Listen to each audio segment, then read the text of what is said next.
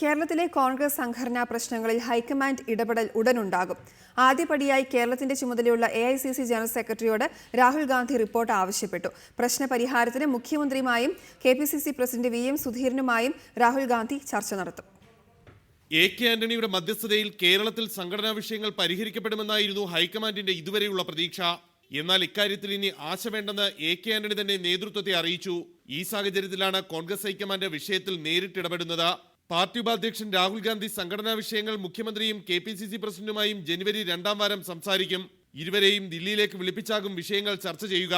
കേരളത്തിന്റെ ചുമതലയുള്ള AICC general secretary Mukul വാസ്നിക്കിനോട് സംസ്ഥാനത്തെ സംഘടനാ വിഷയങ്ങൾ സംബന്ധിച്ച് റിപ്പോർട്ട് നൽകാനും ദേശീയ നേതൃത്വം നിർദ്ദേശിച്ചിട്ടുണ്ട്. R. രാധാകൃഷ്ണൻ, റിപ്പോർട്ടർ, ദില്ലി. മദ്യനയത്തിലെ മാറ്റം UDF സർക്കാരിന്റെ പ്രതിച്ഛായയെ ബാധിക്കില്ലെന്ന് KM മാണി.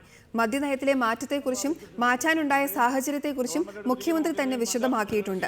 VM സുധീരന്റെ അഭിപ്രായ പ്രകടനങ്ങൾ മറ്റൊരു പാർട്ടിക്കുള്ളിലെ അഭിപ്രായ പ്രകടനമാണ്. അതിനെക്കുറിച്ച് പ്രതികരിക്കാനില്ലെന്നും KM മാണി കൊച്ചിയിൽ പറഞ്ഞു.